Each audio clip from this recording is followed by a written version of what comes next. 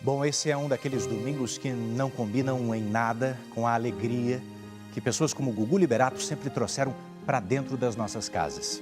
Você acabou de ver aí o depoimento exclusivo do Marcelo, ex-dominó, a primeira pessoa a ser acionada pela família do Gugu logo depois do acidente lá nos Estados Unidos.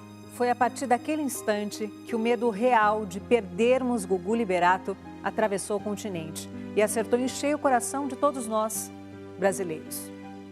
O que você vai ver agora é o passo a passo de tudo que foi levado em conta nas 48 horas entre o acidente e o anúncio da morte de Gugu.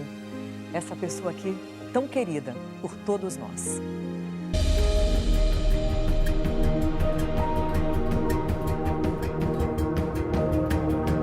O trajeto de cerca de meia hora entre a casa de Gugu, na cidade de Windermere, até Orlando, trouxe o apresentador direto a este hospital.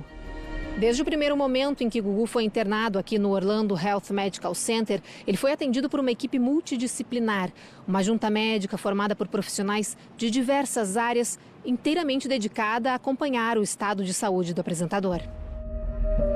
Amigos e familiares daqui dos Estados Unidos e do Brasil vieram mais rápido que puderam para o hospital. Neste momento, a fé e a esperança eram os combustíveis para os desejos de melhora. Gugu deu entrada no hospital com um sangramento intracraniano e, por causa da gravidade neurológica, a junta médica não indicou qualquer procedimento cirúrgico. Existem muitas variáveis para a cirurgia, né? A gente não sabe qual a área cometida, isso também é levado em conta, qual o grau aí de gravidade e local da lesão exata do cérebro. Mas o que a gente sabe é que tem casos que se beneficiam de cirurgia e outros não se beneficiam. Então a cirurgia ela não é indicada em todos os casos de traumatismo crânioencefálico. Em casos como este, os médicos precisam avaliar o nível de consciência e a evolução de possíveis lesões cerebrais no paciente.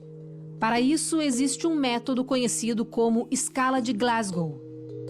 A gente usa uma escala médica conhecida no mundo todo como escala de Coma de Glasgow, onde a gente consegue mensurar se esse traumatismo craniano ele é leve, moderado ou grave. Essa escala média, então, funcionamento dos olhos, né, e movimentação ocular, grau de fala desse paciente na admissão e força motora desse paciente. Na escala de Glasgow, o número 15 representa o maior nível de consciência e o número 3, o mais crítico.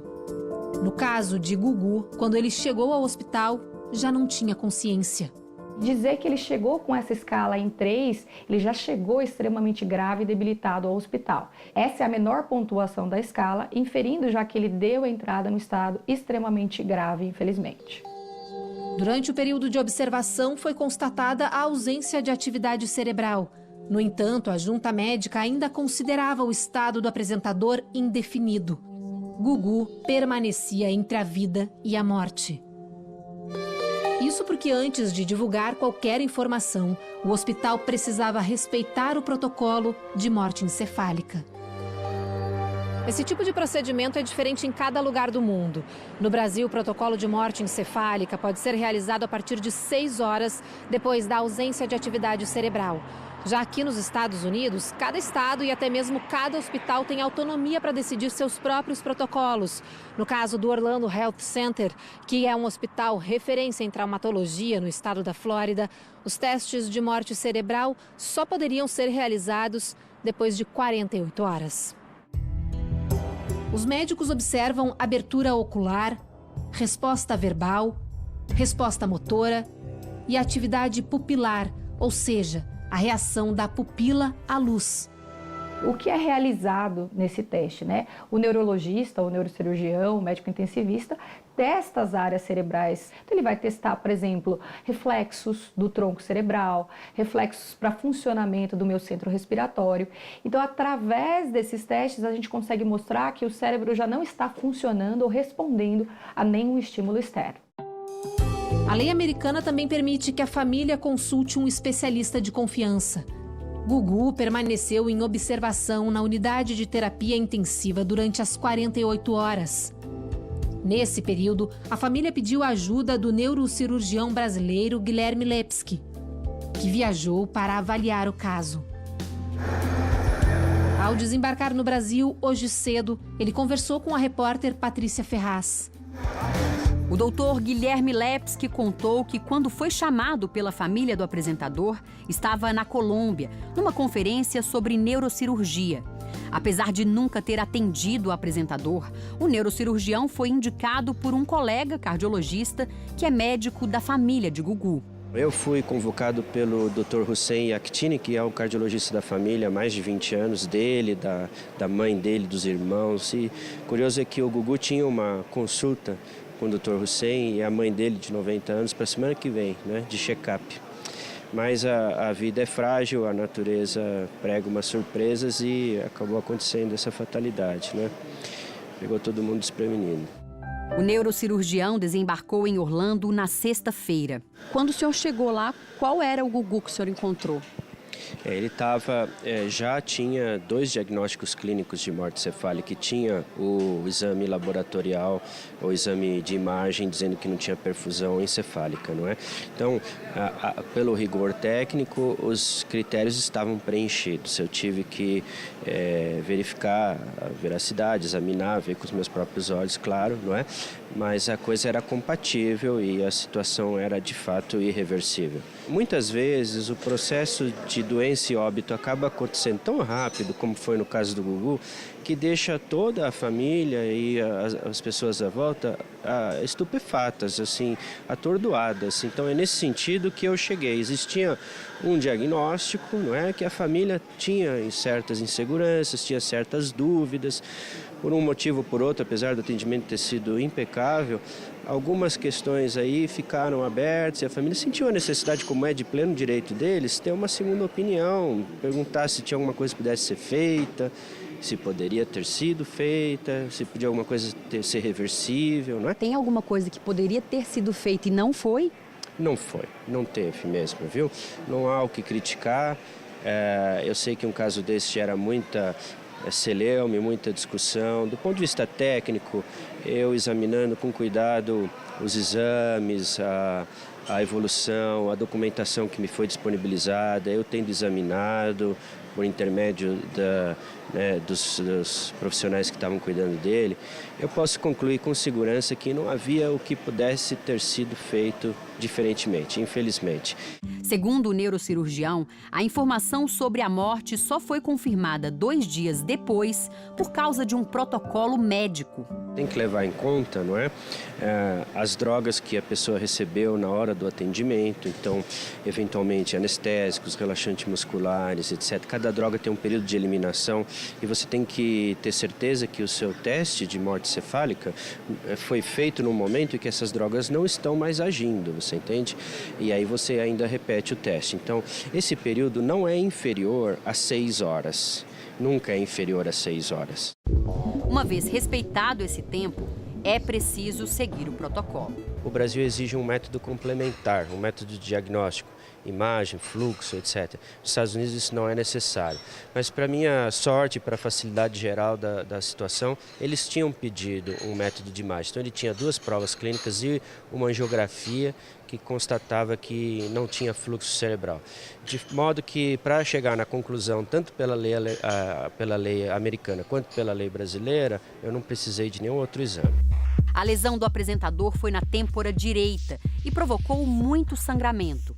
Essa condição aumentou a pressão dentro do crânio e provocou a morte de todo o encéfalo, que inclui o cérebro e as demais estruturas dentro da caixa craniana. De acordo com esta neurologista, a queda de 4 metros de altura e o impacto no móvel e no piso foram decisivos para o tipo de trauma sofrido por Gugu. Coisas são fundamentais. Então, a altura da queda vai inferir uma aceleração e desaceleração maior nesse cérebro e também o local da batida. No caso do apresentador, nada mais poderia ser feito.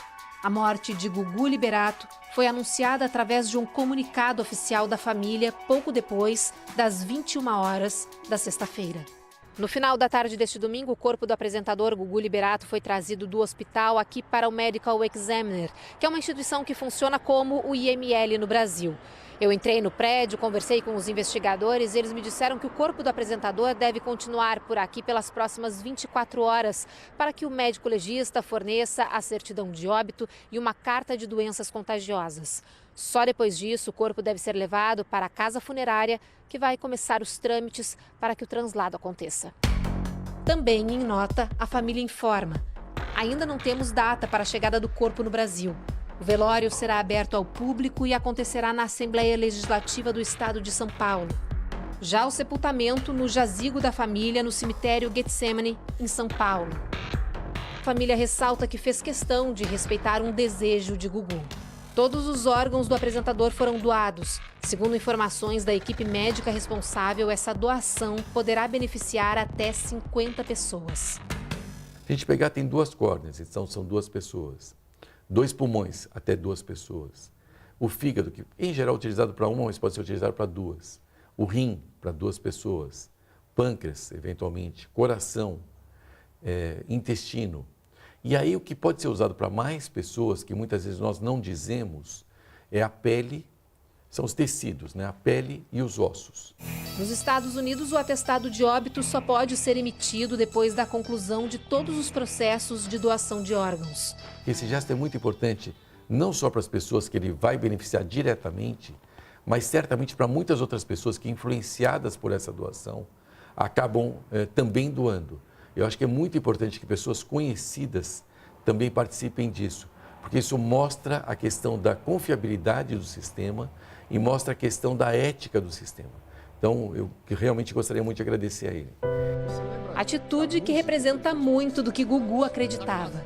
Como ele mesmo disse quando deu essa entrevista ao Jornal da Record em comemoração aos 30 anos de televisão.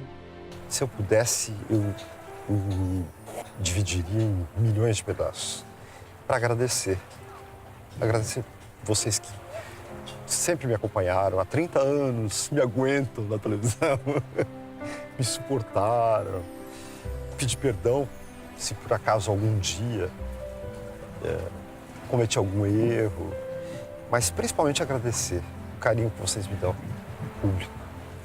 Obrigado realmente, do fundo do coração.